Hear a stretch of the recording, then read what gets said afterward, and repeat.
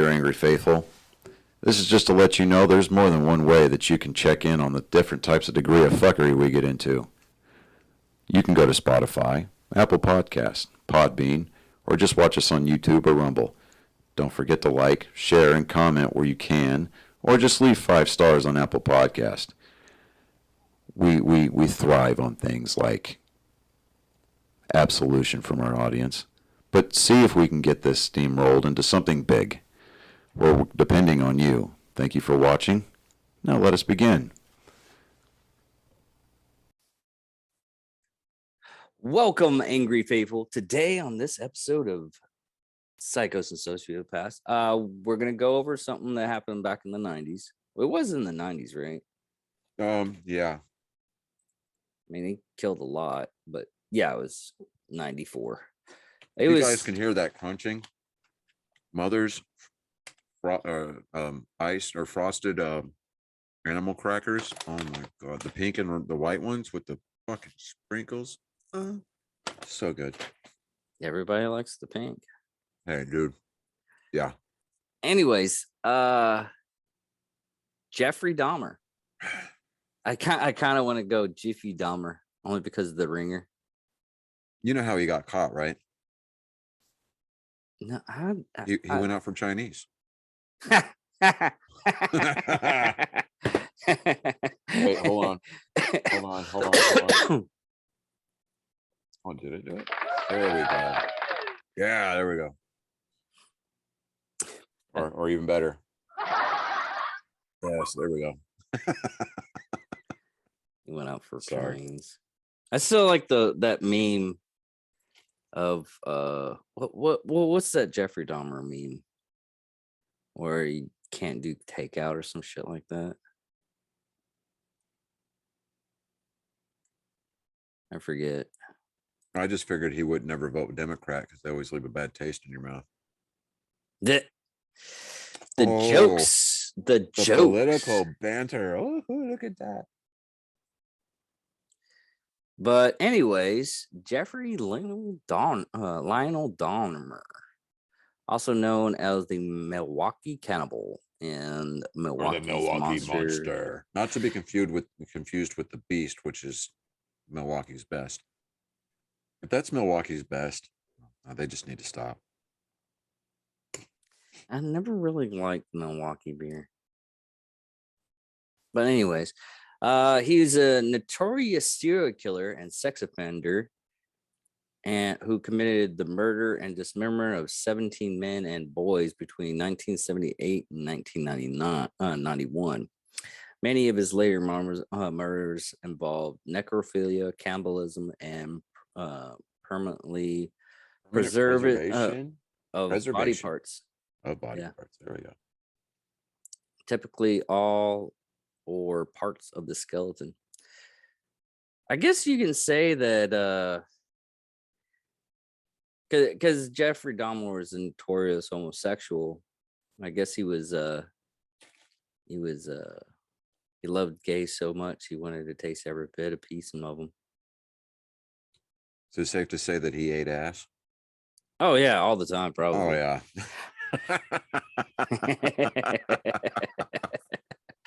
Yeah, this is God. Where we get banned. Right? Like, oh no, they didn't say the F word before 5 minutes, but they talking about eating booty hole. Yeah. Oh. Last joke for now. Okay. Maybe he was inspired by the Limp Bizkit album, The Chocolate Starfish and the Hot Dog Flavored Water. No, because that came after. That's right. It did. Maybe they were inspired. Maybe they were inspired by him. Yeah. Fred Durst, my man, what are you doing, bro? Okay. All right. Enough with the jokes. Now on this one, we're just gonna go because they have a long history of details and everything. Of his stuff. We're just gonna go over his childhood and respectfully. He was prior service. Why is it you notice a lot of the people that were serial killers were prior service? But he was a medic. Yeah. And then we're gonna go over the actual murders. Let's see here. Let me get this started. We're gonna go with the childhood first.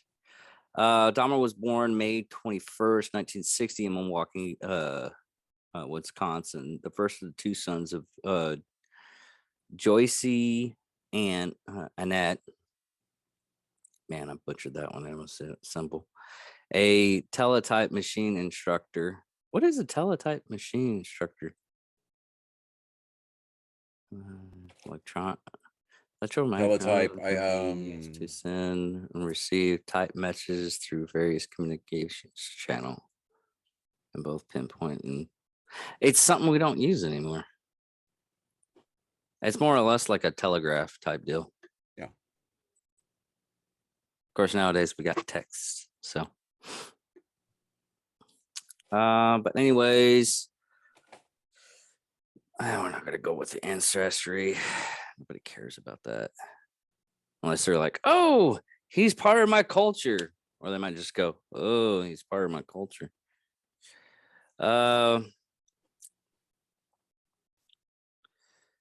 Let's go into adolescence. We'll just get in the nitty gritty. And All right. So, excuse me, hold on. From his freshman year at Revere High School, Dahmer was seen as an outcast. By the age of 14, he had begun drinking beer and hard alcohol in daylight hours, frequently concealing his liquor inside the jacket he wore to school. He's known to have mentioned to one classmate who inquired why he was drinking scotch in a morning history class that the alcohol he consumed was, quote, my medicine. Although largely uncommunicative, in his freshman year, Dahmer was seen by staff as polite and highly intelligent, but with average grades. He was a keen tennis player and played briefly at the high school in the high school band. When he reached puberty, Dahmer discovered he was gay. He did not tell his parents. In his early teens, he had a brief relationship with another teenage boy, although they had never had intercourse.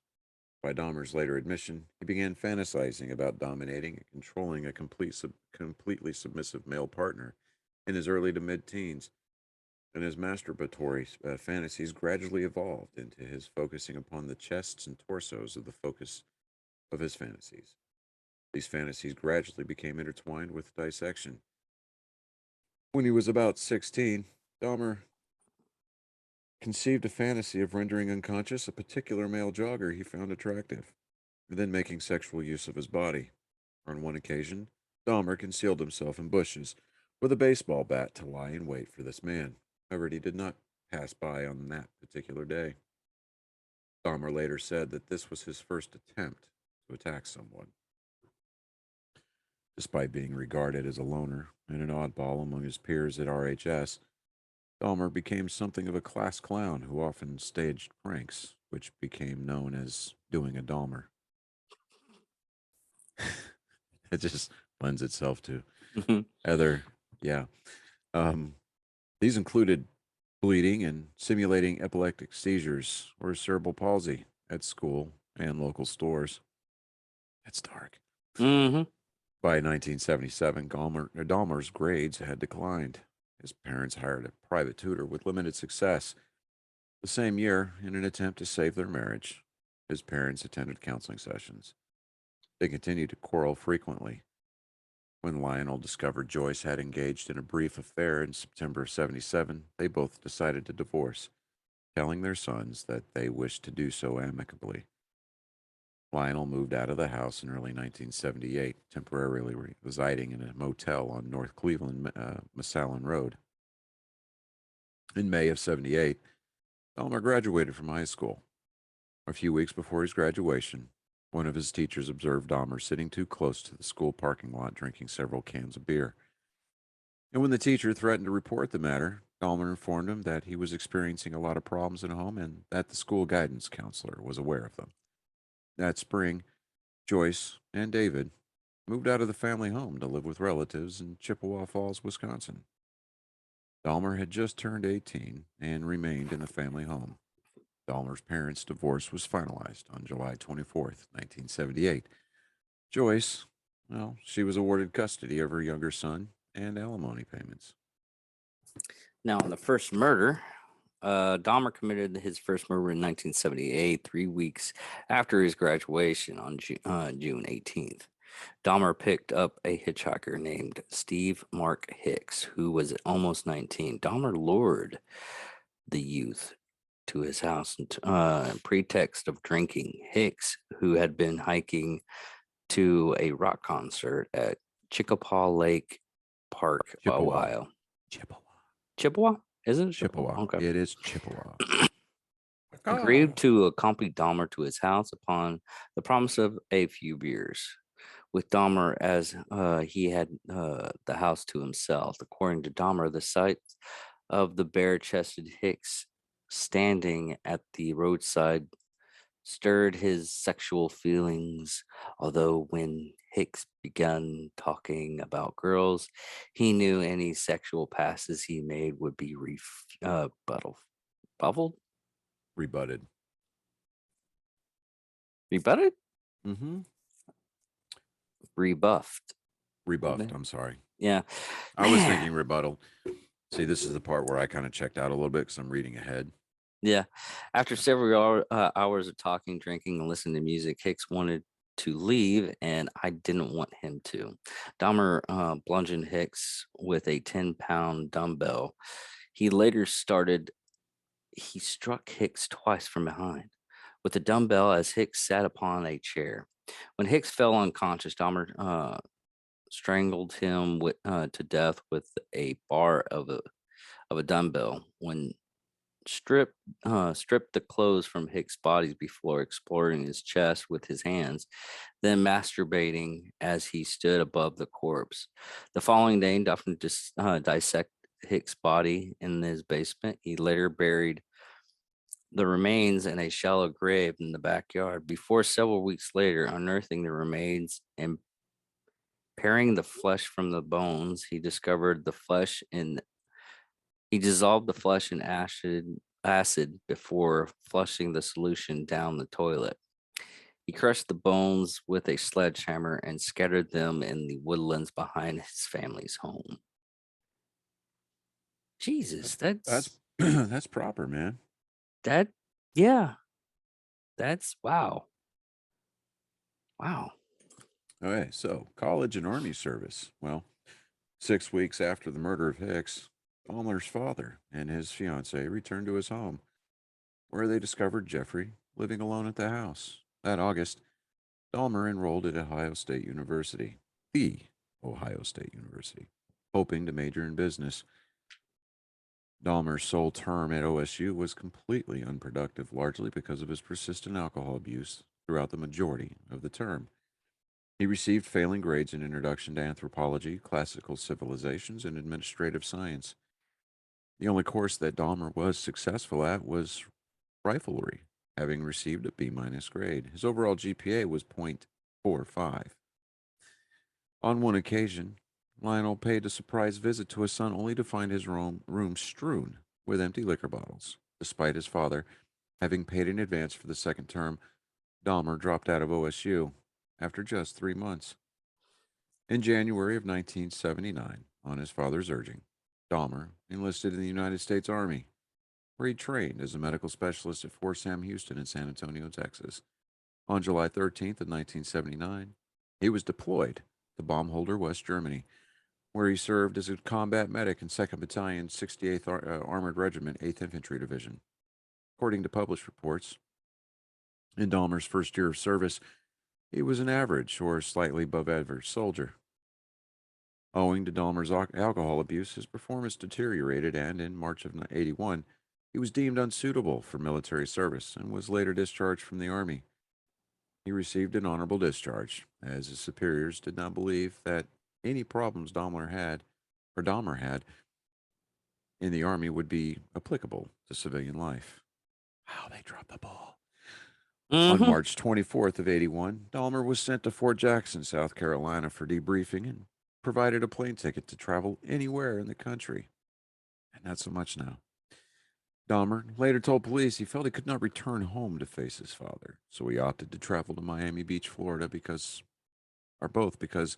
he was tired of the cold, and in an attempt to live by his own means.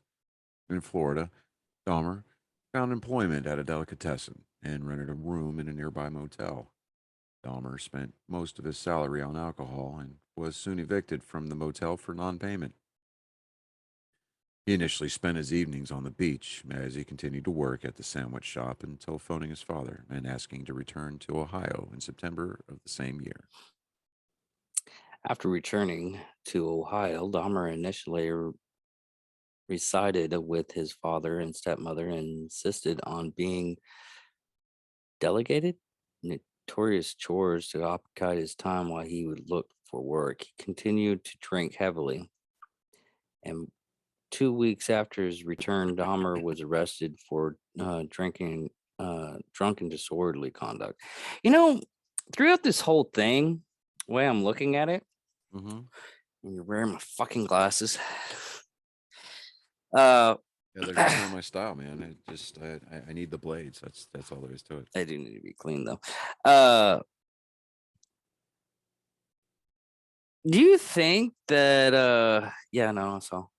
Uh, do you think his alcoholism stripped his inhibitions to start like killing and everything like that? Um, no, I don't think it was so much the alcohol lowered his inhibitions. I mean, we all know that alcohol tends to do that, among other things like, yeah, I can fight that guy. No, you fucking can't. Um, because if you remember, it said earlier that he would start like beating his meat and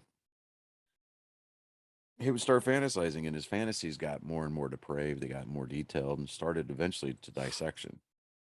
Um, I think at that point he had, I don't want to say built up the nerve, but more along the lines of maybe finally got over. I get well because I'm sure that it took having combat medic training for him to get over his initial squeamishness. I don't think he had squeamishness after his first kill. If you think Well, about it, true, very true. I mean, You know what? That he is a did good point. everything. He did everything you're supposed to do to get rid of a body, other than the feeding the pigs. I mean, he honestly think Dahmer was one of those so intelligent people. He was crazy. Mm-hmm. He knew all the right stuff to do and everything like that, but he basically stopped himself with the alcoholism and everything. If he didn't do the alcohol, I mean, he'd still be dangerous, but he Yeah. would be a little bit more intelligent and everything. Maybe didn't go out for Chinese food. Yeah. So fucked up.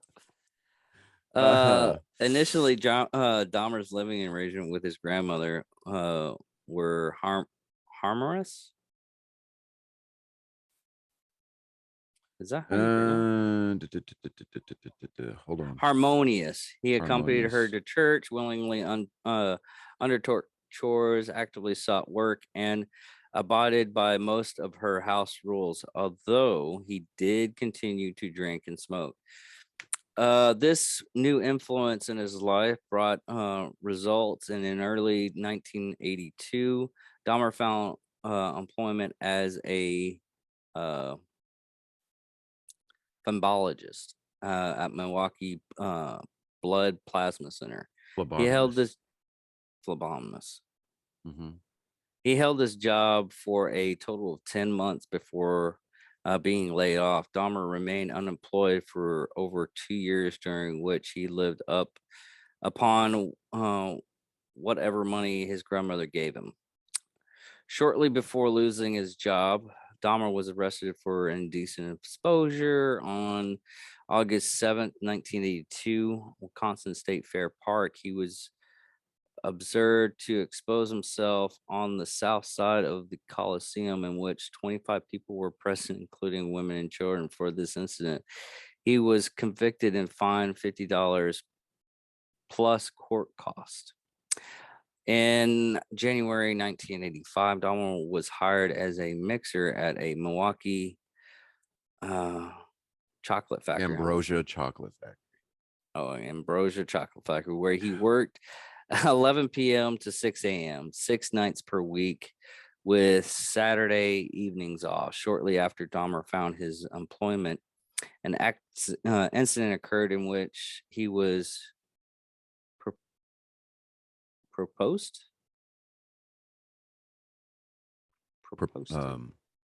Wait, hold on. Propositioned. Oh, I think.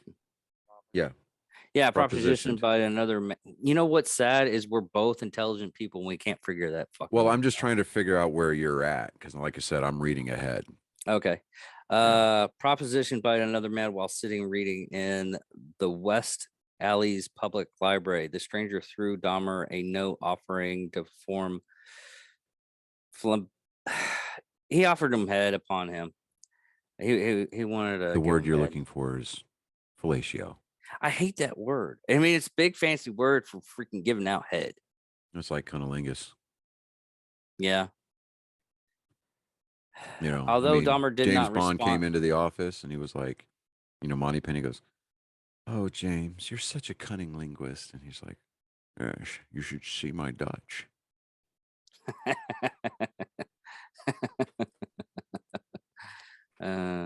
Although Dahmer did not respond to his proposition, the incident stirred in his mind the fantasies of controlling and dominance he had developed as a teenager. He began to familiarize himself with Milwaukee's gay bars, gay bathhouses, and bookstores. He was also known to have stolen a male mannequin from a store. How can you tell? Well, no. Which he briefly used as sexual stimulations until his grandmother discovered the item and stowed it in a closet, demanded that he discard it. By late 1985, Dahmer began to regularly frequent the bathhouse, in which he later described as being a relaxing place. But during his sexual encounters, he became frustrated at his partner's moving during the act. Wow. I just caught that. That's fucked off. He literally wanted dead lays. Mm-hmm. Following his arrest, he stated, "I trained myself to view people as objects of pleasure instead of as people. For this reason, beginning in June 1986, he administered sleeping pills to his partner and gave him liquor laced with sedatives. He then waited for his partner to fall asleep before varying sexual acts. To maintain an adequate supply of medicines, Dahmer informed doctors he worked nights and required tablets to adjust his body to work unsociable hours. After approximately 12 such as the bathhouse administration revoked Dahmer's membership, and he began to use hotel rooms to continue his practice. Shortly after his membership of the bathhouse was revoked, Dahmer read a report in a newspaper regarding the upcoming funeral of 18-year-old man. He conceived the idea of stealing the freshly inert corpse, taking it home. According to Dahmer, he attempted to dig up the coffin from the ground, but found the soil too hard. God damn. Wow. Well, okay. Funny thing on this one was I just recently watched a TikTok video about how like morticians Mm-hmm. that people men that are homophobic want to they don't like gay stuff.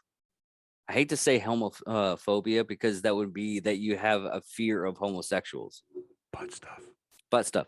Anyways, this lady showed because she was a mortician, because after you're involved in everything, they put this like butt plug up your ass to get so the fluids don't run out. Cremate me. Yeah, yeah. I'm already on the cremation list. Uh on September 8th, 1986, Dahmer was arrested upon charge of lewd and behavior for Voracious. masturbating in the Let's presence say, yeah. Anyway, go ahead. I'm sorry. for masturbating in the presence of a 12-year-old boy as he stood close to the Kenchik Kinnikick. River. He initially claimed he was merely urinating, unaware that there were witnesses, but soon admitted that the offense. The charge was charged to disorderly conduct on March 10th, 1987.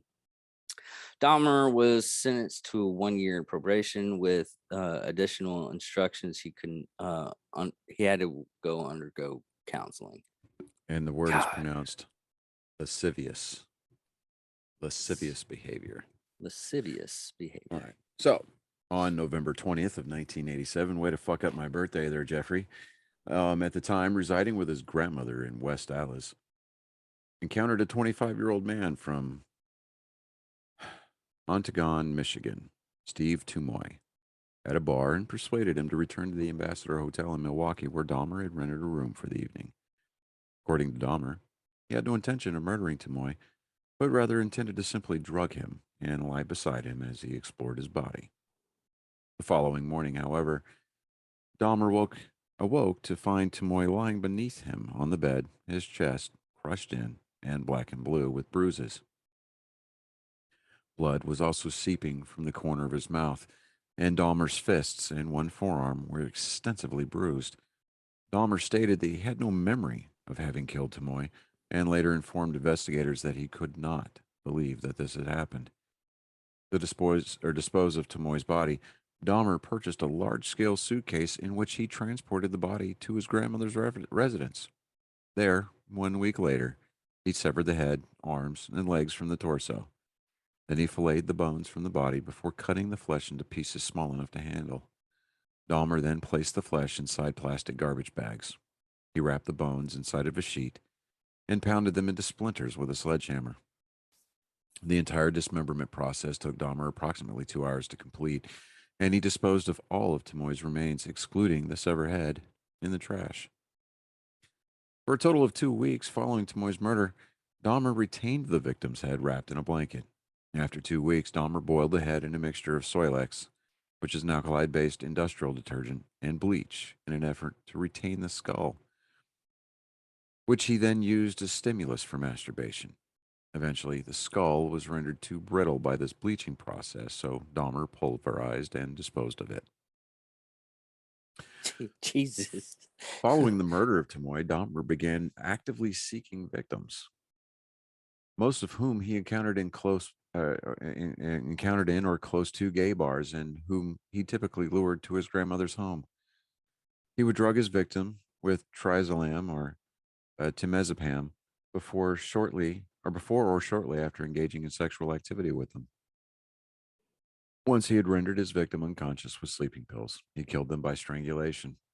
2 months after the Tumoy murder, Dahmer encountered a 14-year-old Native American male prostitute named James Duxator. Dahmer lured the youth to his home with an offer of $50 to pose for nude pictures. At Dahmer's West Allis residence, the pair engaged in sexual activity before Dahmer drugged Duxator with and strangled him on the floor of the cellar. Dahmer left the body in the cellar for 1 week before dismembering it in much the same manner as he had with Tumoy.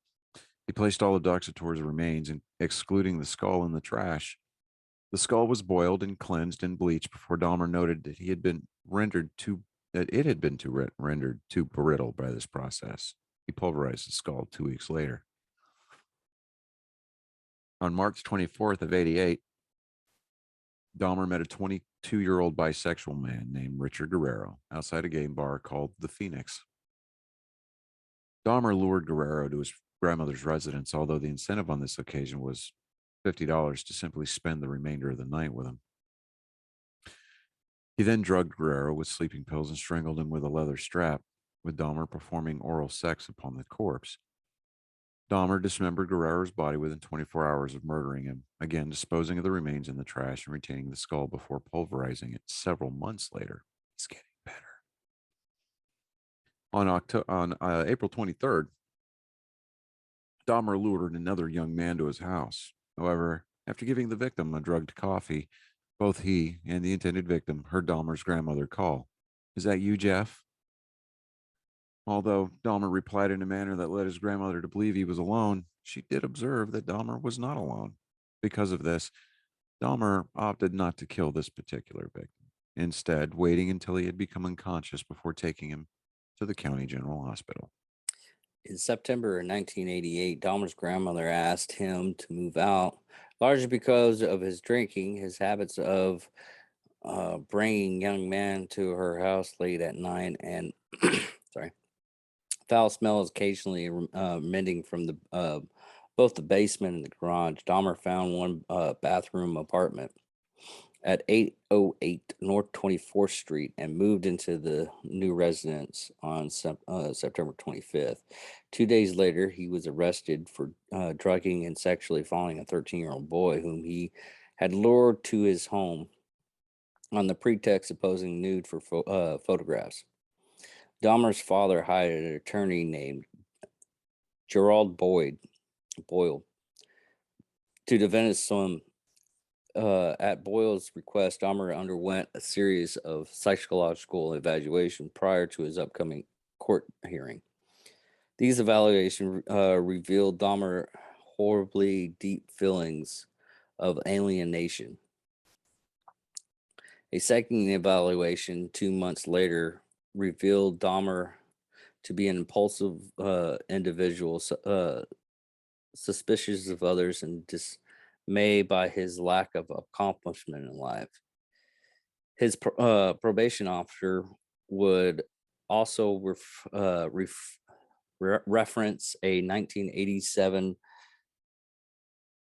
diagnosis of Dahmer suffering from uh, schizo- Schizoid. schizoid personal disorder. That is so.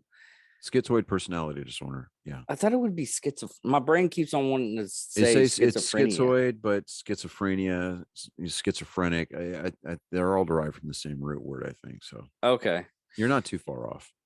For presentation to the court on January 30th, 1989, Dahmer pleaded guilty to the charges of second-degree sexual assault and of enticing a child for immoral purposes. Sentencing for the assault was suspended until May. On March 20th, Dahmer commenced a 10-day Easter absence from work, during which he moved back into his grandmother's home.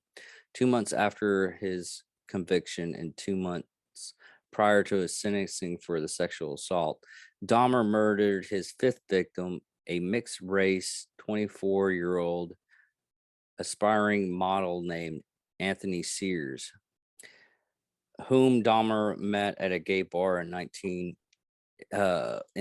25th, 1989. According to Dahmer, his particular occasion, at this particular occasion, he was not looking to commit a crime. However, shortly before closing time that evening, Sears just started talking to me. Dahmer lured Sears to his grandmother's home, where the pair engaged in oral sex before Dahmer drugged and strangled Sears. Following morning, Dahmer placed the corpse in his mother's bathtub, where he decapitated the body. Before attempting to flay the corpse, he then stripped the flesh from the body and pulverized the bones, which he again disposed of in the trash. According to Dahmer, he found Sears especially attractive, and Shears was the first victim from whom he permanently retained any body parts. He preserves Sears's head and genitalia in acetone and stored them in a wooden box, which he later placed in his work locker. When he moved to a new address the following year, he took the remains there. On May 23rd, 1989, Dahmer was sentenced to 5 years probation and 1 year in the House of Corrections with work release permit in order that he could able to keep his job. He was also required to register as a sex offender. 2 months before his scheduled release from the work camp, Dahmer was paroled from this regime.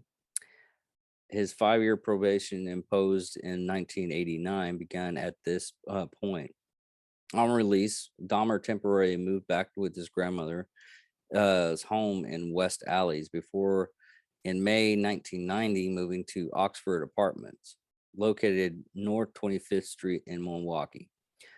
Although located in a high crime area, the apartment was close to his workplace and was furnished and $300 per month, including of all bills extending electricity, was economic. All right.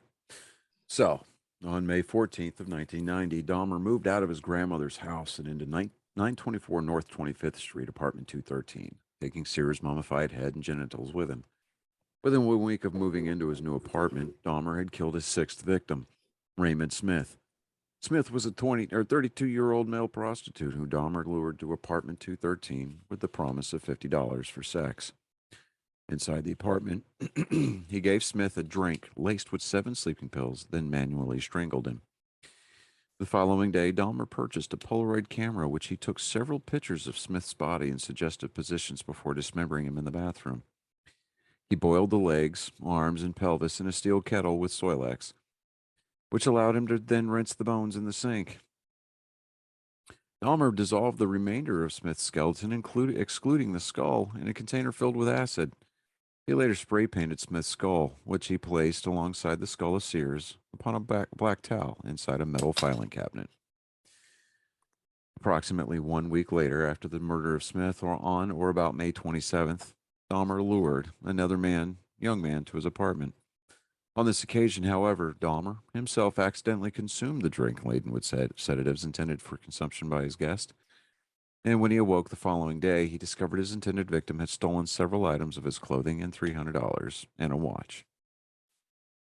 Dahmer never reported this incident to the police, although on May 29th, he divulged to his probation officer that he'd been robbed. You In know, June of I gotta say, that's freaking hilarious, because those TikTok videos is like my first day as an assassin. They pour the stuff, they stir it, and they lick their fingers after they stir it with their fingers, and they just drop Yeah. dead. That just reminds me of that. Right. It's so weird. Now, in June of 90, Dahmer lured a 27-year-old acquaintance named Edward Smith to his apartment. He drugged and strangled Smith. On this occasion, rather than immediately acidifying the skeleton or repeating previous processes of bleaching, which had rendered previous victims' skulls brittle, Dahmer placed Smith's skeleton in his freezer for several months in hope that it would retain moisture. Freezing the skeleton did not remove moisture, and the skeleton of his victim would be acidified several months later. Dahmer accidentally destroyed the skull when he placed it in an oven to dry, a process that caused the skull to explode. Dahmer himself was later to inform police he felt rotten about Smith's murder, as he had been unable to retain any parts of his body. Less than 3 months later, after the murder of Smith, Dahmer encountered a 22-year-old Chicago native, Ernest Miller, outside a bookstore on the corner of North 27th. Miller agreed to accompany Dahmer to his apartment for $50 and further agreed to allow him to listen to his heart and stomach. When Dahmer attempted to perform oral sex upon Miller, he was informed, "That'll cost you extra." Whereupon Dahmer gave his intended victim a drink laced with 2 sleeping pills. On On this this occasion, oh, sorry. on this On this occasion, occasion, fine, Dahmer go had. ahead. Oh, sorry. Jesus. Dahmer had only 2 sleeping pills to give his victim. Therefore, he killed Miller by slashing his carotid artery with several Carotid. carotid artery Mhm. with the same knife he used to dissect his victim's body. Miller bled to death within minutes. Dahmer then posed the new body for various suggested Polaroid photographs before placing it in a bathtub for dismemberment. Dahmer repeatedly kissed and talked to the severed head while he was God, this guy's so fucked off. While he dismembered the remains of the body, Dahmer wrapped Miller's heart, bicep, and portion of flesh from the legs in a plastic bag, placing them in the fridge for later consumption. He boiled the remaining flesh. You know, how can you not stand that smell? I mean, you're living in an apartment complex and everything. Yeah. How can people not like that smell? Just that smell. I mean, I hate to say that I know this, but it's burning of actual human flesh has a distinct smell to it, and it's just disgusting. Mhm. It blah blah blah blah blah. Dahmer wrapped Miller's heart, biceps. Yeah. He boiled the remaining flesh and organs into a jelly-like substance using Soilex, which again enabled him to rinse off the flesh of the skeleton, which he intended to retain. To preserve the skeleton, Dahmer placed the bones in a light bleach solution for 24 hours before allowing them to dry upon a cloth for 1 week. The severed head was initially placed in the refrigerator before also being stripped of flesh, then painted and coated with enamel. 3 weeks after the murder of Miller, on September 24th, Dahmer encountered a 22-year-old man by the name of David Thomas at the Grand Avenue Mall and persuaded him to return to his apartment for a few drinks. With additional money on offer, he would pose for photographs. In this statement to police after his arrest, Dahmer stated that after giving Thomas a drink loaded with sedatives, he did not feel attracted to him, but was afraid to allow him to awake in case he would be angry over having been drugged. Therefore, he strangled and dismembered the body, intentionally retaining no body parts whatsoever. He photographed the dismemberment process and retained these photographs, which later aided in Thomas's subsequent identification. Following the murder of Thomas, Dahmer did not kill anyone for almost 5 years. Although on a minimum of 5 occasions between October 90 and February of 91, he unsuccessfully attempted to lure him into his apartment. He is also known to have regularly complained of feelings of both anxiety and depression to his probation officer throughout 1990, with frequent references to his sexuality, his solitary lifestyle, and financial difficulties. On several occasions, Dahmer is known to have referred to harboring suicidal thoughts. In February 1991, Dahmer observed a 17-year-old named Curtis Strangler Strotter. Strotter standing at a bus stop near Marquette. Marquette University. According to Dahmer, he lured Strangler into his apartment with the offer of money to propose nude photos. With the added incentive of sexual intercourse, Dahmer drugs. What did you say his name was? Strotter.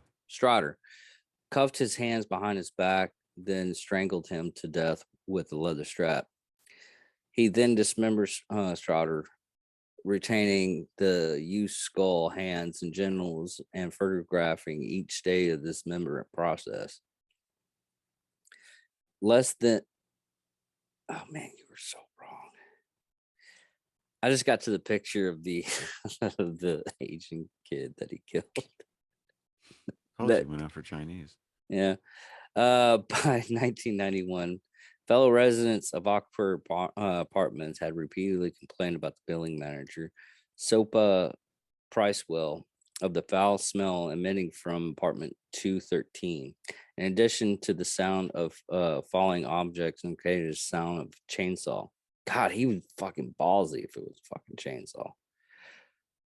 Pricewell did contact Dahmer in response to these complaints on several occasions, although he initially excused the odors remain emitting from his apartment as being caused by a freezer breaking, causing the contents to spoil.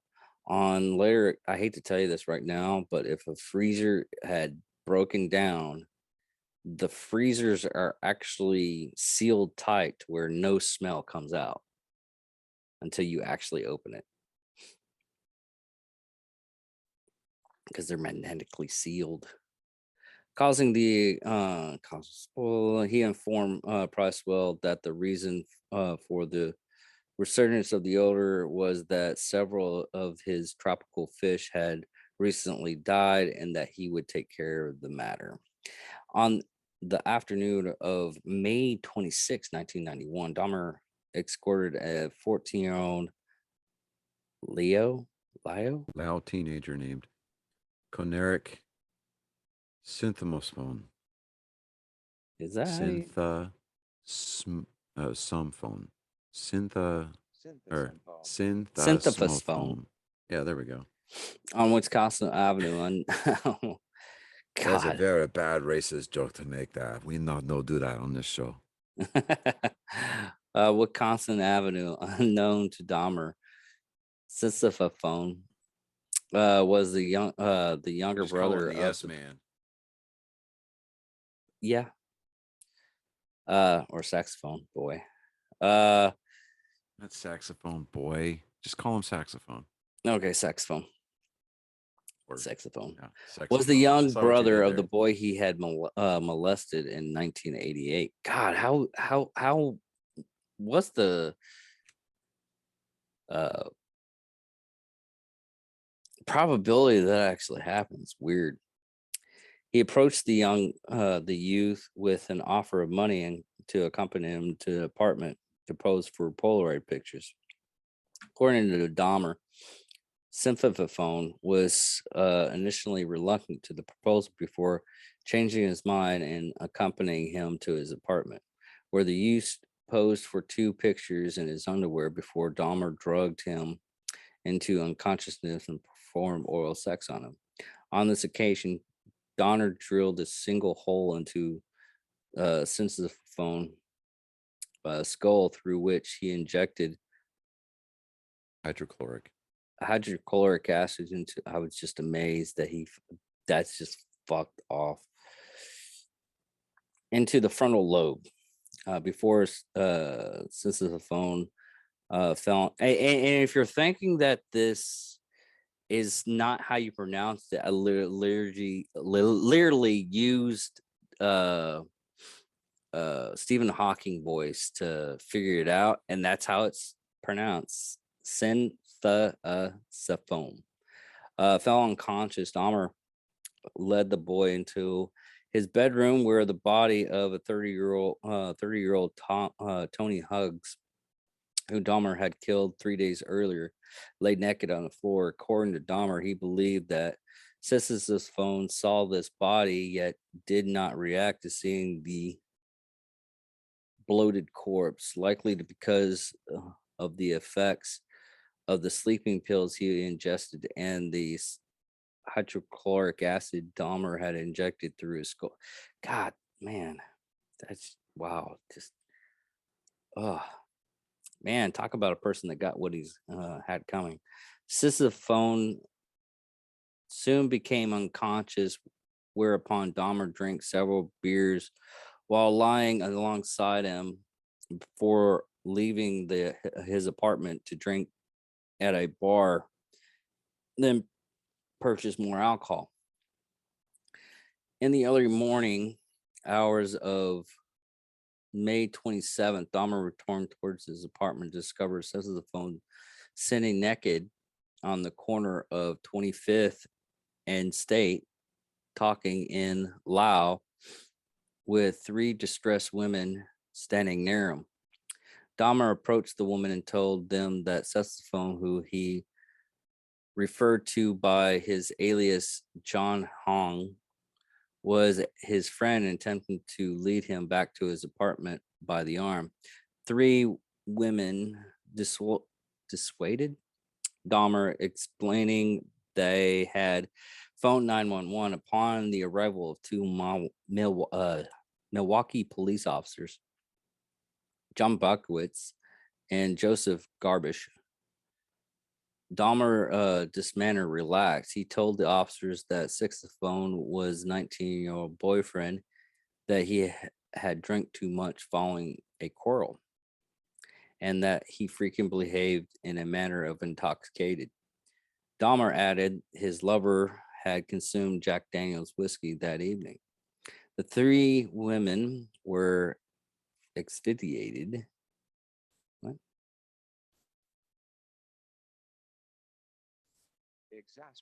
Exasperated, sorry.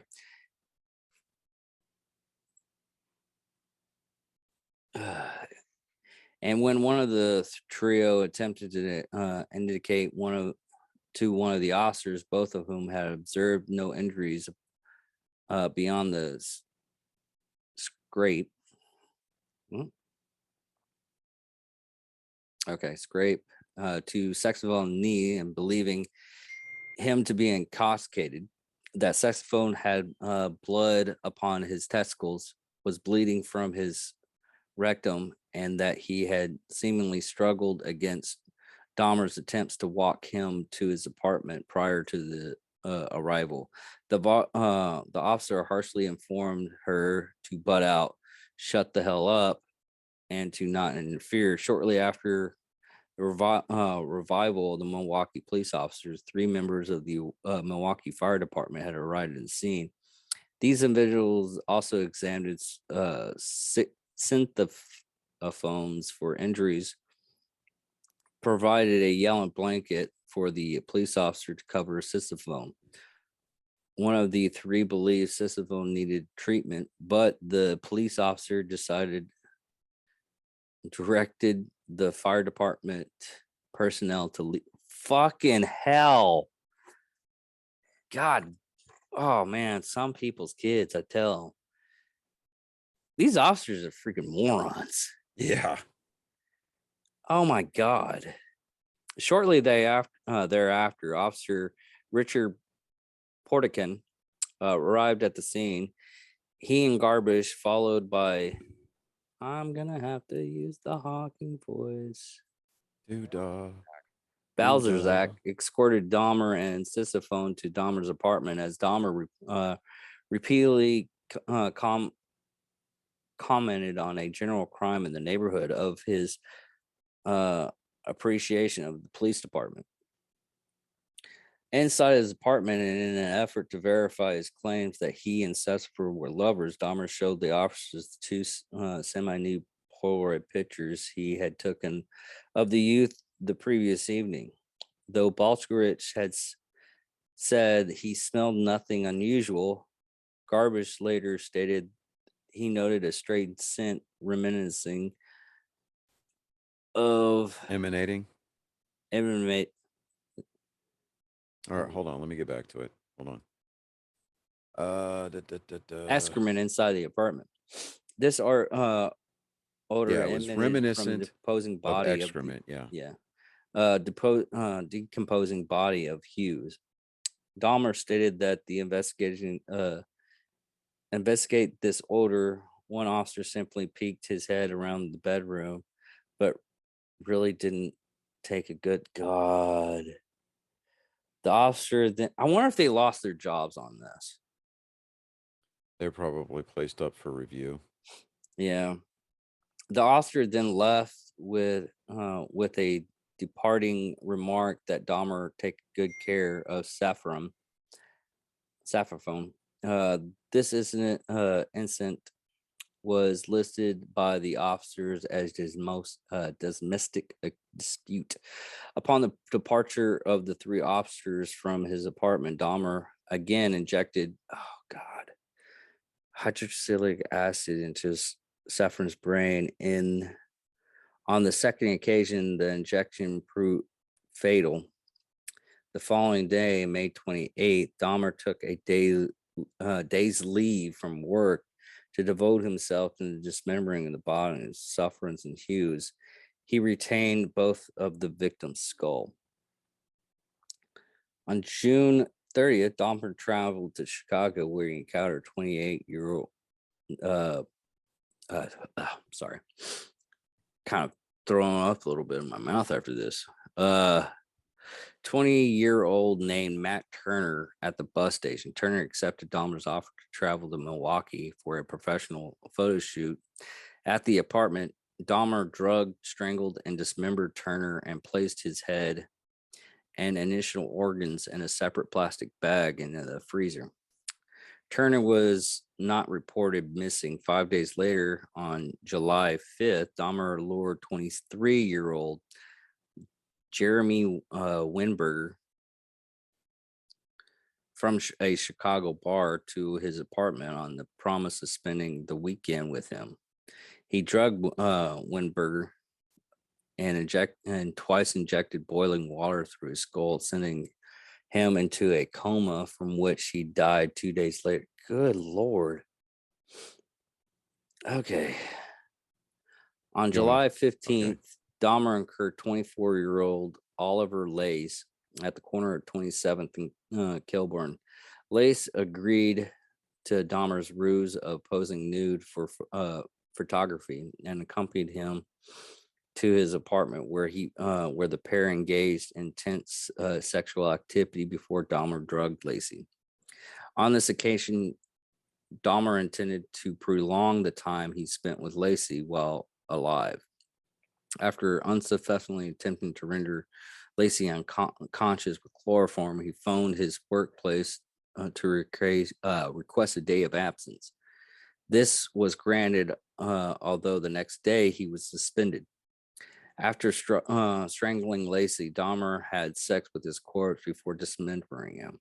He placed Lacey's head and heart in the refrigerator and skeleton in the freezer. 4 days later, on July 19th, Dahmer received word that he had been fired. Upon receipt of this news, Dahmer lured a 24-year-old Jeffrey Bedhofer. Butchered that name.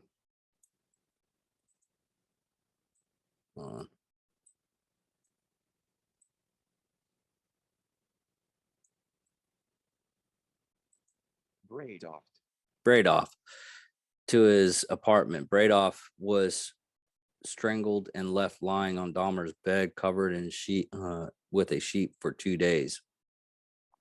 On July 21st, Dahmer removed those sheets to find the head covered in maggots, whereupon he decapitated the body, cleaned the head, and placed it in the refrigerator. He later acidified Bradoff's torso along with those of the 2 other victims killed by the previous months. Okay. God.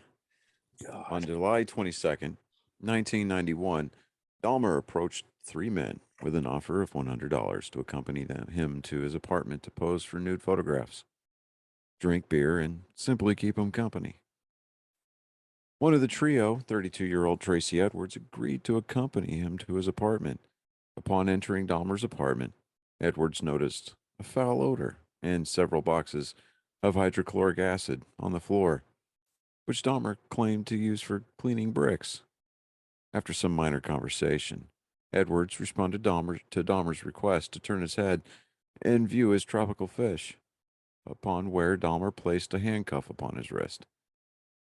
When Edward asked, "What's happening?" Dahmer unsuccessfully attempted to cuff his wrists together, then told Edwards to accompany him to the bedroom to pose for nude photos. While inside the bedroom, Edwards noticed nude male posters on the wall and a videotape of The Exorcist 3 was playing. He also noted a blue 57-gallon drum in the corner, from which a strong odor emanated. Dahmer then brandished a knife and informed Edwards he intended to take nude pictures of him. In an attempt to appease Dahmer, Edwards unbuttoned his shirt, saying he would have to allow him to do so, or he would allow him to do so if he would remove the handcuffs and put the knife away. In response to this promise, Dahmer simply turned his attention towards the TV. Edwards observed Dahmer rocking back and forth and chanting before turning his attention back to him. He placed his head on Edwards' chest, listened to his heartbeat, and with the knife pressed against his intended victim, informed Edwards he intended to eat his heart. In continuous attempts to prevent Dahmer from attacking him, Edwards repeated that he was Dahmer's friend and that he was not going to run away. Edwards had decided he was going to either jump from a window or run through the unlocked front door upon upon the next available opportunity. When Edwards next stated that he needed to use the bathroom, he asked they could if they could sit with a beer in the living room where there was air conditioning. Dahmer consented, and the pair walked to the living room. When Edwards exited the bathroom inside the living room, Edwards waited until he observed Dahmer have a momentary lapse of concentration before requesting to use the bathroom again. When Edwards rose from the couch, he noted Dahmer was not holding the handcuffs whereupon Edwards punched him in the face, knocking Dahmer off balance, and he ran out the front door. At 11:30 p.m. on July 22nd, Edwards flagged down two Milwaukee police officers, Robert Ralph and Rolf Mueller, at the corner of North 25th Street. The officers noted Edwards had a handcuff attached to his wrist, whereupon he explained to the officers that a freak had placed the handcuffs upon him and asked if the police could remove them. When the officers' handcuffs keys failed to fit the brand of handcuffs, Edwards agreed to accompany the officers to the apartment where Edwards stated he had spent the previous 5 hours before escaping. When the officers and Edwards arrived at apartment 213, Dahmer invited the trio inside and acknowledged he had indeed placed the handcuffs upon Edwards, although he offered no explanation as to why he had done so. At this point, Edwards divulged to the officers that Dahmer had also brandished a large knife upon him, and this had happened in the bedroom. Dahmer made no comment to this revelation, indicating to one of the officers, Mueller, that the key to the handcuffs was in his bedside dresser. As Mueller entered the bedroom, Dahmer attempted to pass Mueller himself to retrieve the key, upon where the second officer present, Ralph, informed him to back off. In the bedroom, Mueller noted that there was indeed a large knife beneath the bed. He also saw an open drawer which, upon closer inspection, contained scores of Polaroid pictures, many of which were human bodies in various stages of dismemberment. Mueller noted the decor indicated that they had been taken in the very apartment in which they were standing. Mueller walked into the living room to show them to his partner, uttering the words, "These are real." When Dahmer saw that Mueller was holding several of his Polaroids, he fought with the officers in an attempt to resist arrest. The officers quickly overpowered him, cuffed his hands behind his back, and called a second squad car for backup. At this point, Mueller opened the refrigerator to reveal the freshly severed head of a black male in the bottom shelf. As Dahmer laid pinned on the floor beneath Ralph, he turned his head towards the officers and muttered the words, "For what I did, I should be dead." A more detailed search of the apartment conducted by the Milwaukee Police's Criminal Investigation Bureau revealed a total of 4 severed heads in Dahmer's kitchen. A total of 7 skulls, some painted, some bleached, were found in Dahmer's bedroom and inside of a closet. In addition, investigators discovered collected blood drippings upon a tray at the bottom of Dahmer's refrigerator, plus 2 human hearts and a portion of arm muscle, each wrapped inside plastic bags upon the shelves. In Dahmer's freezer, investigators discovered an entire torso, plus a bag of human organs and flesh stuck to the ice at the bottom. Everywhere else in apartment 213, investigators discovered 2 entire skeletons, a pair of severed hands, 2 severed and preserved penises, a mummified scalp, and in the 57-gallon drum. 3 further dismembered torsos dissolving in the acid solution. A total of 74 Polaroid pictures detailing the dismemberment of Dahmer's victims were found. In reference to the recovery of body parts and artifacts at 924 North 25th Street, the chief medical examiner later stated, it was more like dismantling someone's museum than an actual crime scene. Well, that's kind of fucked off. Yeah, see, and the picture that they show here, where you got the two guys in the hazmat suit Mm-hmm. lowering down that 57-gallon drum, I remember seeing that footage on the news when it happened.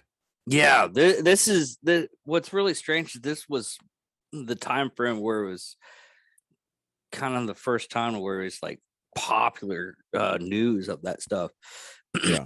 I mean, up until his death, we heard like thousands of things about Jeffrey Dahmer and everything like that. That's what's really strange about this whole case. Yeah, a lot of it was like myth, a lot of it was semi, a lot of it was embellishments, and there was a lot of facts being put out there, but it kind of mutated over the years, Yeah, Um, it definitely did. I mean, it even when did the movie come out? The Ringer. oh, don't get me to line, dude. I think it was probably 2005. 2005. Yeah. So 10 years after the fact, I mean, they used it as a running joke, as like, hey, what's your name? It's like Jeffy Dahmer. I was like, whoa, wow. And you still got that joke. Yeah. So I mean, even to this day, people, I mean, kids, you talk about like, hey, you remember Jeffrey Dahmer? Dude, I mean, I talked to a like 23-year-old kid about Jeffrey Dahmer. He knew about him. Like, dude, the only reason you probably even remotely remember Jeffrey Dahmer is because it came on as breaking news and it interrupted your Snoopy special on TV. Yeah, that's true. No, I mean, people kept on talking about it throughout like a time frame. Because you also Yeah, I gotta know, but I mean, when understand this stuff that happened in '91, that I mean, literally I happened mean, like 30 years ago. you got to remember I was a that kid. this all of this took place. I mean, the 24-hour news cycle was in its infancy, right? Because you remember you had CNN, and they were the ones that really took off with the 24-hour news cycle because Desert Storm was the same year. Yeah, because at the same time frame, at this point in time, everybody had cable TV. Yeah, everybody had cable TV, so it in. So I mean, this was all over the news. It was over the mainstream networks. It was all over CNN. Fox News really wasn't a thing back then, but I mean, everybody was talking about it. Jeffrey Dahmer. I mean, he's a legitimate serial killer in the modern day. Yeah. And it just seemed like that news. The story had so much leg, and it was played forever. Yeah. What we're gonna do here, we're gonna skip the trial and everything like that because we're just gonna go against his death. Is that's really the interesting thing about this whole thing is how he died. Yeah. Let me take this one. Okay. We're going to start with the imprisonment. So, upon sentencing, Dahmer was transferred to the Columbia Correctional Institution for the first year of his incarceration. Dahmer was placed in solitary confinement due to concerns for his physical safety should he come into contact with fellow inmates. With Dahmer's consent, after 1 year in solitary confinement, he was transferred to a less secure unit where he was assigned a 2-hour daily work detail cleaning the toilet block. Shortly after completing his lengthy confessions in '91, Dahmer had requested to Detective Murphy he be given a copy of the Bible. The request was granted, and Dahmer gradually devoted himself to Christianity and became a born-again Christian. On his father's urging, he also read creationist books from the Institute of Creation Research. In May of '94, Dahmer was baptized by Roy Ratcliffe, a minister in the Church of Christ and graduate of the Oklahoma Christian University in the prison whirlpool. Following his baptism, Ratcliffe visited Dahmer on a weekly basis up until November of '94. Dahmer and Ratcliffe regularly discussed the prospect of death, and Dahmer questioned whether he was sinning against God by continuing to live. Referring to his crimes in a 94 interview with Stone Phillips on Dateline NBC, Dahmer had stated, "If a person doesn't think that there is a God to be accountable to, then what's the point of trying to modify your behavior to keep it within acceptable ranges?" That's how I thought, anyway. On July 3rd of 94, a fellow inmate, Acevedo Dorothy, attempted to slash Dahmer's throat with a razor embedded in a toothbrush as Dahmer sat in the prison chapel after a weekly church service was concluded. Dahmer received superficial wounds and was not seriously hurt by this incident.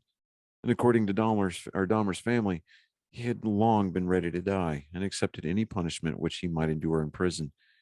In addition to his father and stepmother maintaining regular contact, Dahmer's mother, Joyce, who also maintained regular contact with her son, although prior to his arrest, the two had not seen each other since Christmas of 1983.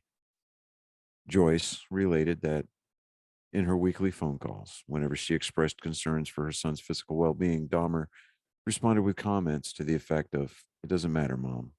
I don't care if something happens to me."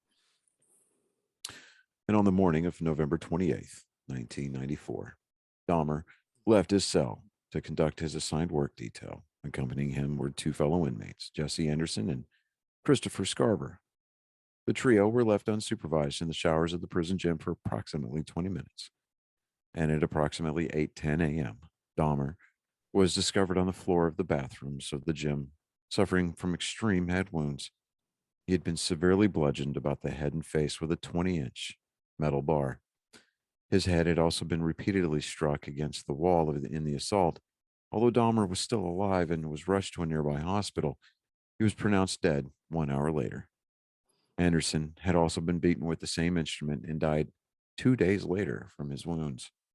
Scarver, who was serving a life sentence for a murder committed in 1990, informed authorities he had first attacked Dahmer with the metal bar as Dahmer was cleaning a staff locker room, before attacking Anderson as he cleaned an inmate locker room.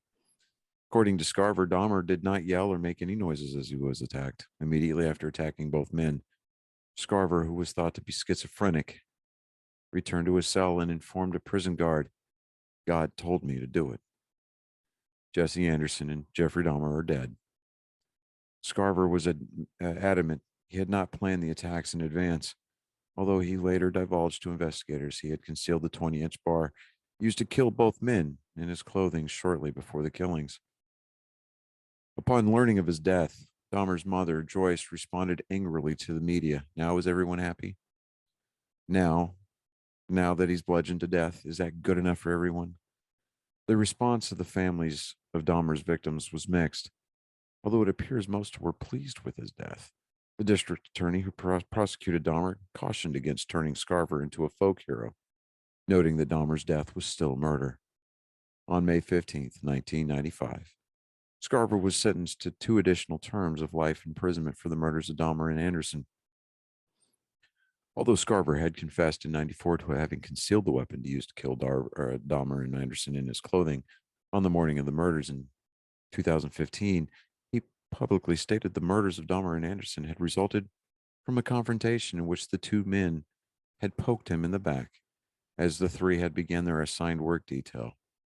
In this renewed account of events, Scarver claimed that the two had laughed at him when he had turned around in response before Dahmer and Anderson each walked to separate rooms to begin their cleaning duty, with Scarver following Dahmer toward the staff locker room. Scarver alleges that immediately before murdering Dahmer, he had cornered him, presented a newspaper article detailing Dahmer's crimes, and demanded that Dahmer answer whether the account was true.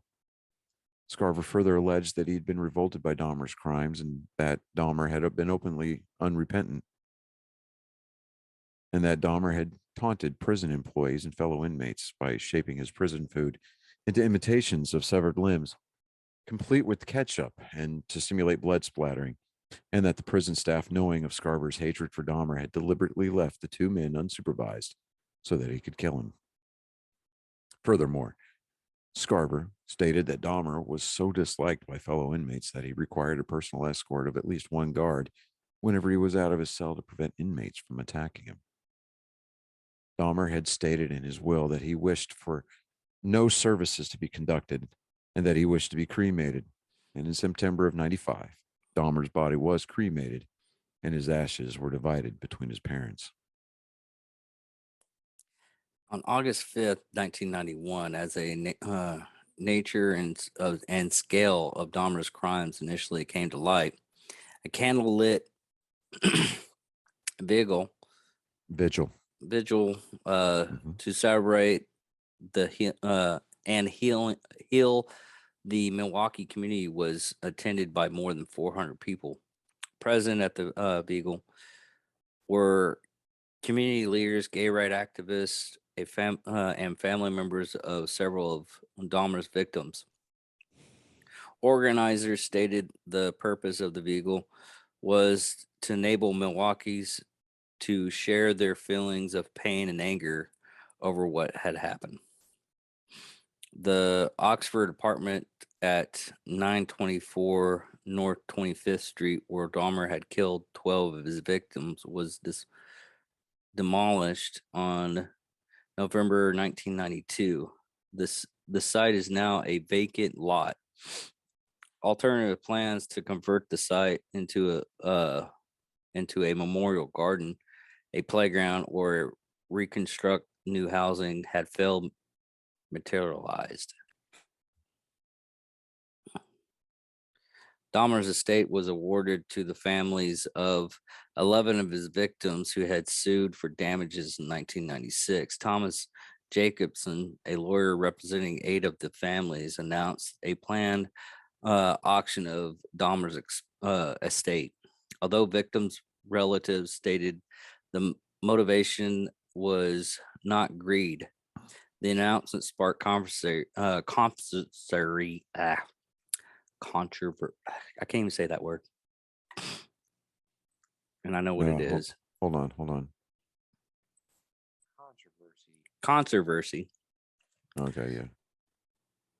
A civil group, Milwaukee Civil Pride, was quickly established in an effort to raise funds to purchase and destroy Dahmer's possession.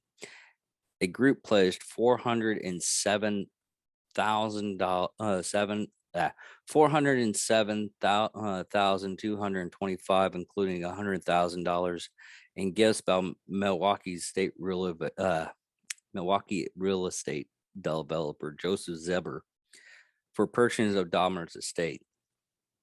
5 of the 8 families represented by Jacobson agreed to the terms, and Dahmer's possessions were successfully destroyed and buried under this undisclosed Illinois landfill. Lionel Dahmer is retired and now lives with his second wife, Sierra.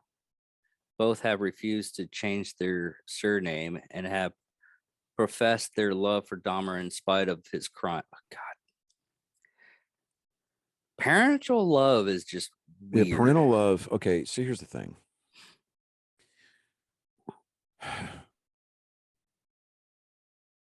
As a dad, I mean, we can, you know, we can be disappointed in our kids. We can be upset with them. But as a parent, knowing that at least in some shape, way, form, or fashion, we've failed them in some way. And a lot of times parents, I mean, and you know this, man, sometimes we take some of our shortcomings and use that to not necessarily justify the shortcomings or the mistakes made by our children, but we use that and we attribute that as part of the reason, is what I'm getting at. So, I mean, ultimately, yeah, it's our responsibility as parents to love our kids, regardless as to what they've done. We can be disappointed in them, but you never stop loving your kids. Yeah, it's kind of strange because, well, I personal experience as like during the trial for Ava's murder, uh, the mother of the son who did the murder was on the stand. She's like, he wouldn't do this, blah, blah, blah. And she owned like a daycare, which coincidentally doesn't exist anymore. Yeah, see, there's a difference between being, oh, that's my precious angel. That's just ignorance, and that's complete and total Well, denial. she said that she trusted him so much that he could work at uh, his her daycare, which ended up being like the axe for her daycare center. Yeah. So, again, there's that fine line, between loving our kids unconditionally and putting ourselves, and our livelihood in danger because of the choices made by our children.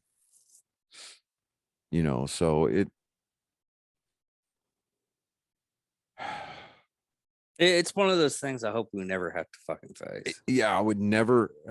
Yeah, exactly. That's one of those I things that hope I we hope to never never have have to to make face. that choice or anything like that. That Right. is just one of those weird fucked up shit.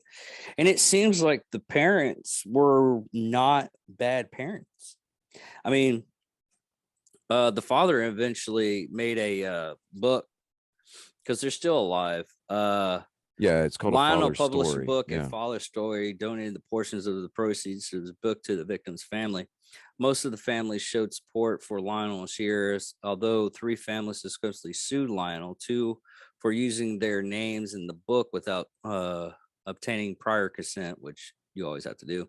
Yeah. And the 3rd family of Stevens Hicks filming a wrongful death suit against Lionel, Sierra, and former wife Josie, citing Yeah, Joyce. Yeah. parental negligence as a cause of the claim. Joyce died. Joyce Flint died of cancer in November 2000. Prior to her death, she attempted suicide at least one occasion. Dahmer's younger brother, David, changed his surname and lives in anonymity. Anonymity. Yeah. And in a minute, So I mean, yeah, he changed his last name and he dropped off the grid. So, you know, that's the thing, man. That's like Lee Harvey Oswald's brother. Still lives here in Wichita Falls. really? Yeah. Um, and I mean, he has letters that were written by his brother to him. Um, and just, I mean, and he's got a lot of the things that belong to Lee Harvey Oswald. Now, while Lee Harvey was not an angel by any stretch of the imagination, I doubt very seriously that he was the actual assassin for JFK. No, it was multiple shooters, and every one of the shooters that were involved with the actual killing of the president, they're dead. Long time. I mean, they were killed probably 2 weeks after the assassination was committed. Yeah. But, it's Do you know his brother? I want to say his name was John. I can't remember. Let me look it up here real quick. Let me see here.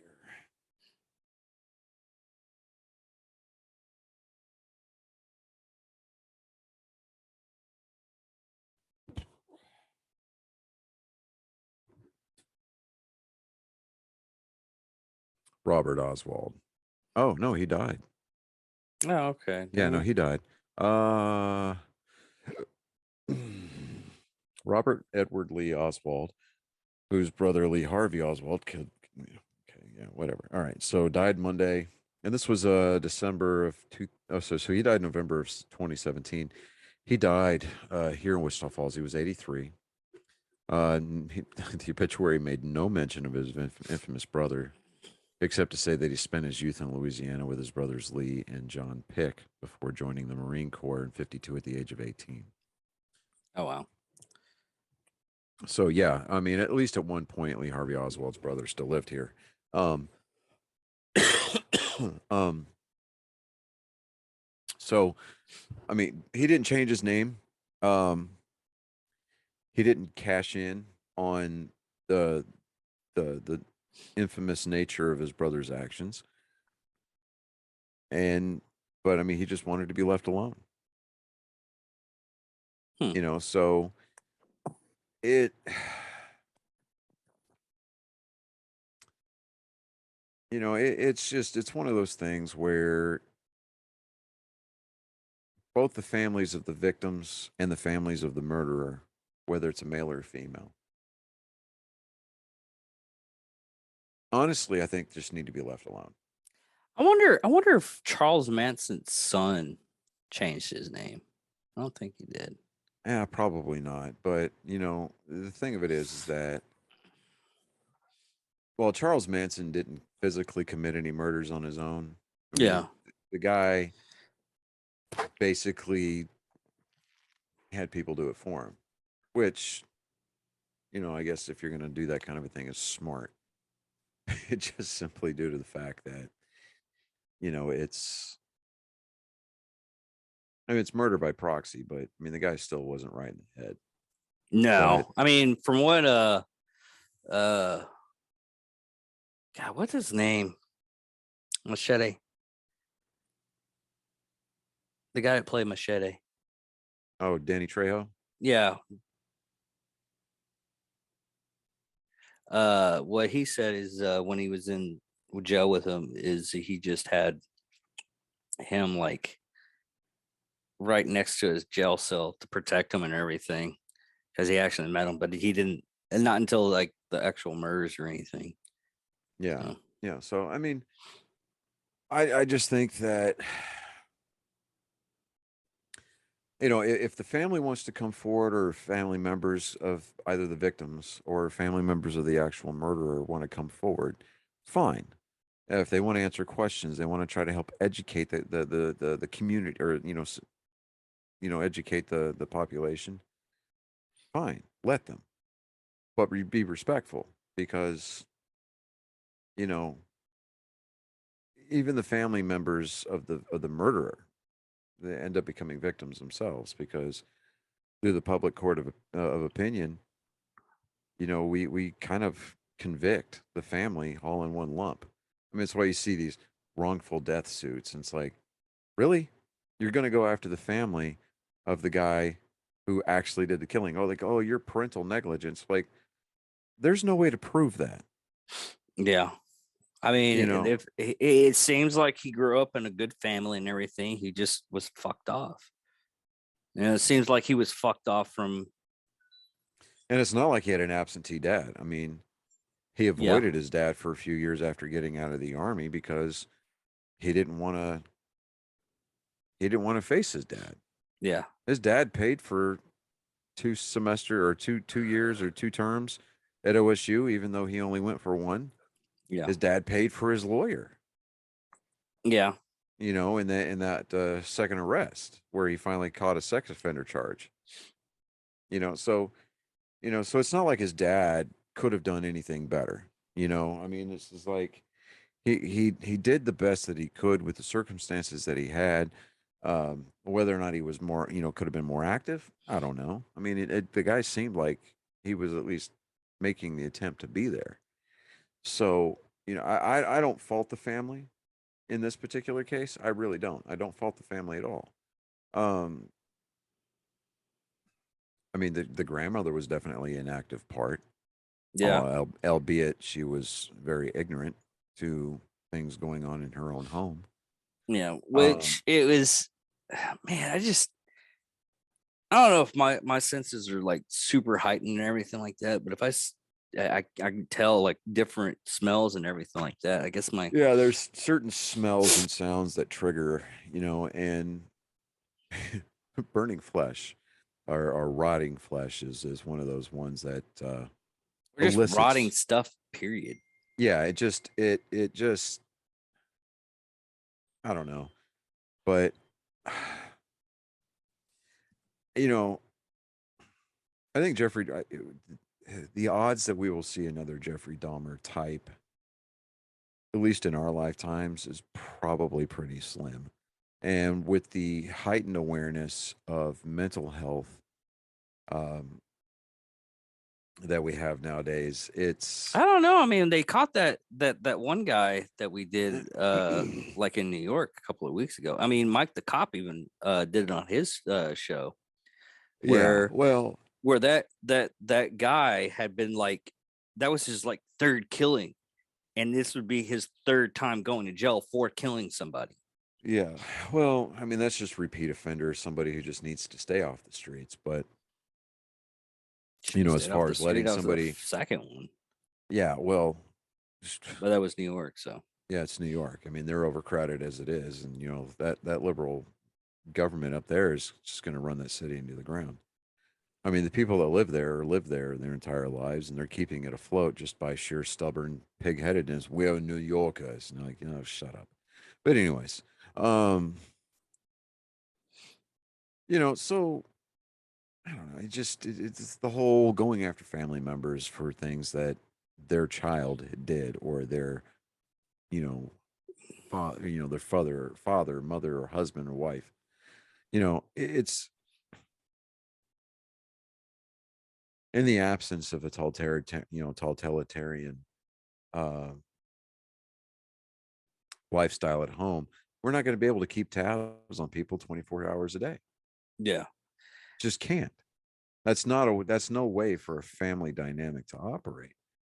And so I, Jeffrey was just he was displaying issues um, from a very early age. Now, the only shortcoming that I can see is that you know his parents didn't insist on getting him help sooner. Um, I mean, his dad even made the attempt to, um, get him off the alcohol. If his dad would have been successful in helping him get off of the alcohol and stay on the wagon, I think that at least 95% of these murders probably could have been prevented. But be that as it may, this is one of those unique cases where it's like, you have to take the time to kind of just pay attention to to the facts. And we don't necessarily need to we didn't need to go over the court proceedings like you said, Yeah. just simply due to the fact that we read everything in detail. Yeah. And everything, I mean, they put together the chronological timeline and the descriptions of the conversations and things like that based off of testimonies and confessions made by Dahmer himself. So, it the only thing as far as like the high profile court proceedings like that I find interesting are the um the way that the media and reports it, and how the public court of opinion, even back in 92, 93, 94, even how they portrayed how they react. Well, yeah, that's why. I mean, coming up from Because that time yeah, because frame, we had the I internet. keep on.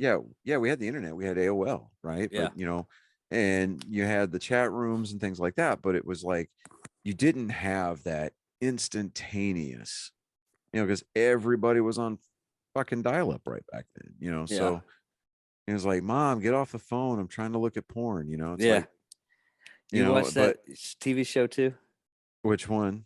Breaking In? No, Oh. no, dude.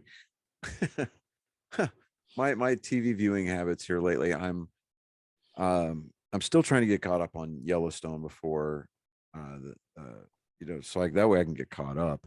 I've got to get caught up on Outlander. Right now I'm getting caught up on Picard. Moon Knight just came out. It's hard to keep up with. I gotta all this watch stuff nowadays. I gotta watch the new episode of that just dreadfully executed pilot episode for the Halo series. And there's a lot of stuff out there that I'm trying to get caught up on, trying to keep caught up on. And between work, the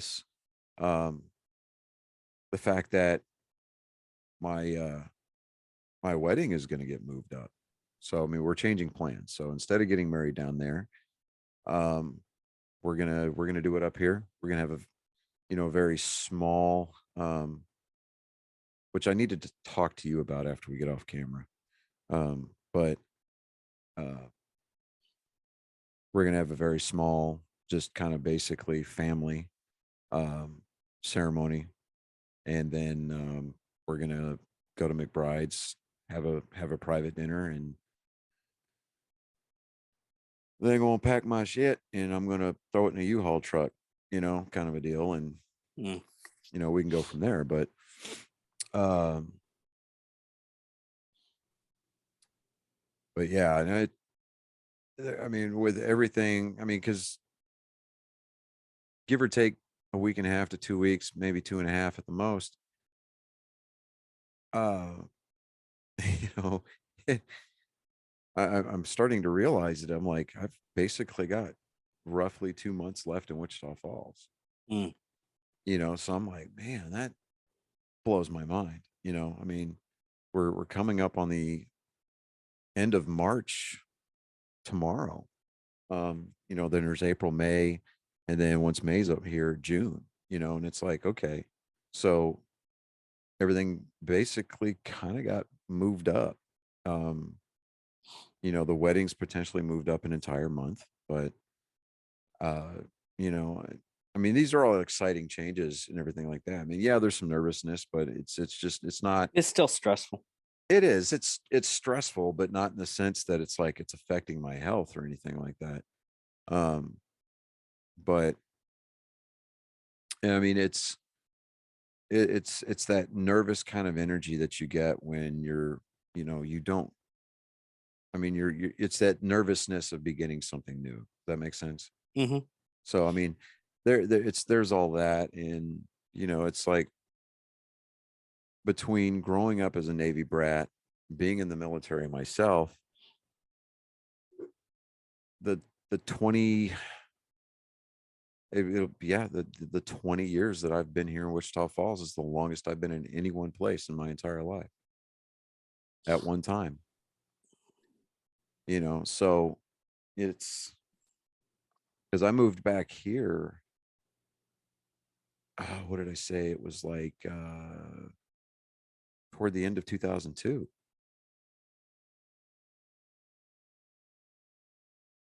Mm. Okay, yeah. So, Yeah, that's it's the been, same time frame I've moved back. yeah, see, we wasted all that time not being friends. I know, right? What were we thinking? God, I know. But we, we'd have to inform sponsors at this point, hey, we're relocating. you know, we might have 85 subscribers on our YouTube channel. But it I look back, and I know that we're jumping off track and we're going to kind of wrap it up here in a minute, but Yeah. um I look back at my time here, not only here on the show with you, but just my time here in Wichita Falls in general. um yeah, I've got my disagreements and I've got my my misgivings about the way that the county and the city are ran. um